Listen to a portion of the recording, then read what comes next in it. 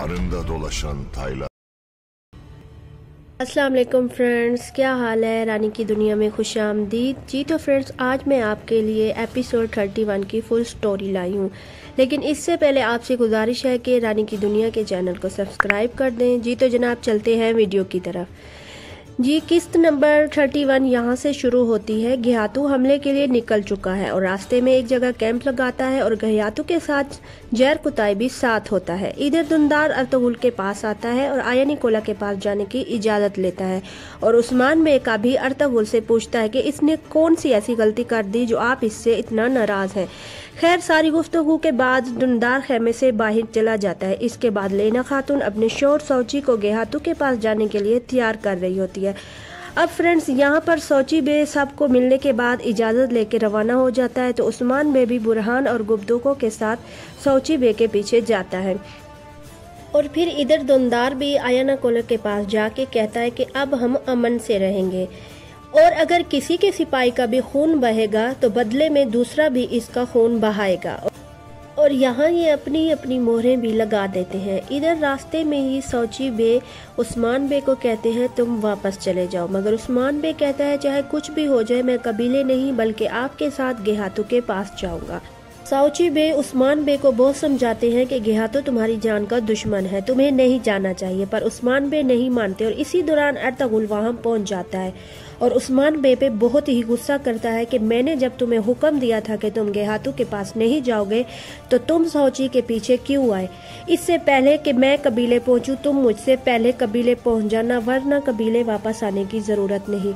ये सुनकर उस्मान बे को बहुत गुस्सा आता है और वो गुस्से में डूबा हुआ वापस कबीले चला जाता है और खेमे में आते ही गुस्से में चीजें इधर उधर फेंकता है। पर बाला खातून आके उस्मान बे को प्यार से संभाल लेती है और कहती है कि आप अपने बाबा से बात करें कि वो ऐसा क्यों कर रहे हैं। इधर फ्लैडियस आयाना कोला से कहता है कि मुझे अपने बाप का बदला लेना है और तुमने काय कबीले से मुआहिदा कर लिया है।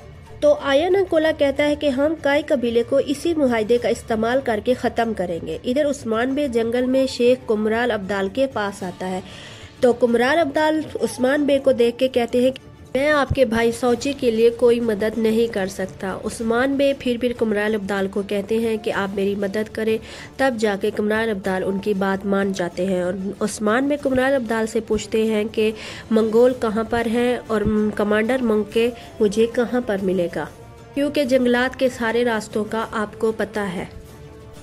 इधर सौची बे कासिद बनकर घियातू के पास आ जाता है, लेकिन जब घियातू को पता लगता है कि अर्तुगरुल का बेटा सौची बे है तो वो कत्ल करने का हुक्म दे देता है।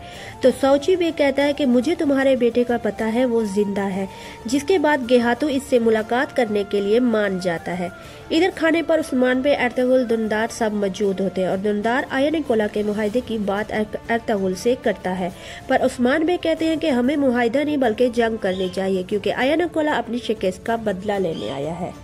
इधर सौची बे घियातू को कहते हैं कि हमें मालूम है तुम्हारा बेटा मुंके कहाँ है, पर हमारी भी कुछ शराइत है। अगर तुम्हें कबूल हो तो हम तुम्हारे बेटे को वापस कर देंगे।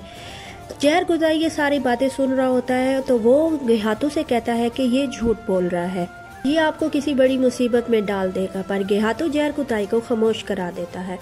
सौची बे घियातू को कहते हैं कि मैं 3 दिन में तुम्हारे बेटे को वापस लाऊंगा, लेकिन इस दौरान तुम काय कबीले पर हमला नहीं करोगे। ये सुनकर घियातू मान जाता है और कहता है कि अगर 3 दिन में तुम मेरे बेटे को वापस ना लाए तो मैं अपनी पूरी फौज के साथ तुम्हारे कबीले पर हमला करूंगा। सौची बे मान जाते हैं और जाते हुए घियातू को कह के जाते हैं कि तुम्हारे नजदीक बहुत से गद्दार हैं और तुम्हारे बेटे को अगवा करने में उस्मान बे का कोई हाथ नहीं।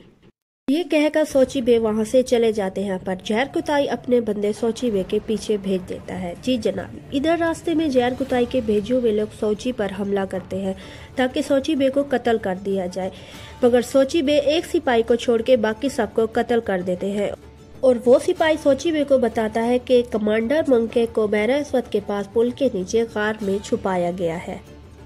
और ये बात शेख कुमराल अब्दाल भी छुपकर सुन लेते हैं और लगता है कि ये बात भी उस्मान बे को कुमराल अब्दाल बताएंगे। खैर, ऐसा लगता है कि इस सिपाही ने जहर कुताई के कहने पर जानबूझ के सौची बे को मुंके का बताया है। इधर बामसी बे को एक बुजुर्ग के हुलिये में दिखाया गया है। बामसी बे असल में खुफिया गार में होते हैं जहाँ खुफिया दस्तावेज और किताबें मौजूद होती हैं। इसके बाद वो गार से बाहर आ जाता है और अर्तुगरुल गाजी के बारे में सोचता है और कहता है कि अब ख्वाब पूरा होने का वक्त आ चुका है। इधर टाउन बाजार में लेना खातून और गंजा खातून मरीजों को दवा दे रही होती हैं, जो कि लेना खातून खुद तैयार करती हैं। और इसी दौरान फ्लैडियस बाजार में आ जाता है और लेना खातून को देख लेता है। लेना खातून जब फ्लैडियस को देखती है तो वो घबराकर चली जाती है, लेकिन फ्लैडियस लेना खातून का पीछा करता है। यहाँ पर लेना खातून फ्लैडियस के गले पर चाकू रख देती है। और फ्रेंड्स, यहाँ पे पता लगता है कि ये दोनों पहले से ही एक दूसरे को जानते थे और फ्लैडियस लेना खातून को पसंद करता था। लेना खातून कहती है कि अब अगर मेरे सामने आए तो मैं तुम्हें ख़त्म कर दूंगी। और इसी दौरान बाजार में लड़ाई शुरू हो जाती है और 3 सिपाही एक बंदे को मार रहे होते हैं, जहाँ वो गोप्तो जाके उस बंदे को उन सिपाहियों से बचाता है। मुआहदे की वजह से गोप्तो जितना उन सिपाहियों से लड़ाई से गुरेज करता है, वो सिपाही फिर जानबूझ के गोप्तो के साथ लड़ते हैं। और इसी लड़ाई के दौरान गोप्तो से चाकू एक सिपाही के सीने में लग जाता है और इसी दौरान फ्लैडियस और इधर से दुनदार आ जाते हैं। तब गोप्तो दुनदार को सारी कहानी बताता है कि मैं इस इंसान को बचा रहा था इन सिपाहियों से। पर जब उस बंदे से पूछा जाता है तो वो बंदा साफ मुकर जाता है और वो कहता है कि ये गोप्तो खुद जानबूझ के इन सिपाहियों के साथ फिर लड़ रहा है। तो फ्लैडियस कहता है कि हमें खून के बदले खून चाहिए, आपके सिपाही ने हमारे सिपाहियों का खून बहाया है।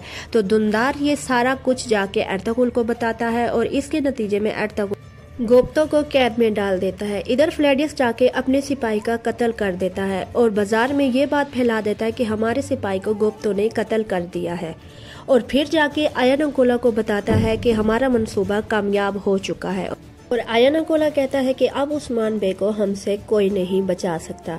इधर उस्मान बे को जब पता लगता है कि गोप्तो को कैद में डाला गया है तो वो अर्तुगरुल के पास गुस्से में आता है और कहता है कि आपने तो मेरे हाथ बिल्कुल बांध दिए हैं। ये सुनकर अर्तुगरुल गाजी को बहुत गुस्सा आता है और वो कहते हैं तुमसे तो तुम्हारे सिपाही नहीं संभले जाते, तुम सिपा सलारी क्या संभालोगे। तुम्हारे सिपाही ने हमारे मुआहदे को खराब करने की कोशिश की है।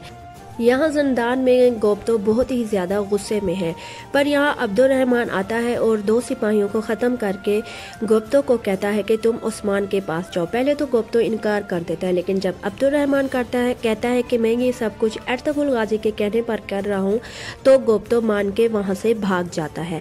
इधर आयनाकोला अर्तुगरुल के पास आता है और उसे कहता है कि हमें अपने सिपाही का बदला चाहिए। और उसी दौरान एक मुहाफिज आके अर्तुगरुल को बताता है कि तो कैद से भाग चुका है। ये सुनकर अर्तुगरुल को खुशी होती है, लेकिन आयनाकोला को बहुत ज्यादा गुस्सा आता है। यहाँ सोची बे गार में आके बहुत सारे सिपाहियों को कत्ल करते हुए आखिरकार मोंके खां तक पहुँच ही जाते हैं और मोंके को एक तलवार देते हैं ताकि वो अपनी हिफाजत कर सके। कि अचानक ही वहाँ पर बहुत सारे सिपाही सोची बे पर हमला कर देते हैं और फिर यहाँ पर अचानक योलक अरसलान आ जाता है और वो भी इन पर हमला कर देता है और साथ ही मोंके खां भी सोची बे को तलवार मारता है। और यहाँ पर पता लगता है कि सोची बे के साथ धोखा हो चुका है और इस दौरान सोची बे के सारे सिपाही मारे जा चुके हैं सिवाय सोची बे के, और सोची बे काफ़ी ज़ख्मी हो जाते हैं। इधर जंगल में उस्मान बे पर फ्लैडियस हमला कर देता है और उनको ज़ख्मी कर देता है क्योंकि वो अकेले होते हैं, लेकिन वो उसके सिपाहियों को मारते हुए वहाँ से भाग जाते हैं। लेकिन फ्लैडियस फिर उनको रास्ते में जा लेता है, लेकिन वहाँ पर बामसी बे आ जाता है और उस्मान बे को बचा लेता है। जी तो फ्रेंड्स, यहाँ पे हमारी एपिसोड अब ख़त्म होती है। आप मुझे कमेंट्स में बताइएगा कि आपको ये एपिसोड कैसी लगी और अगर आपको वीडियो अच्छी लगी हो तो इसे लाइक और शेयर करें। मिलते हैं नेक्स्ट वीडियो में। अल्लाह हाफिज़।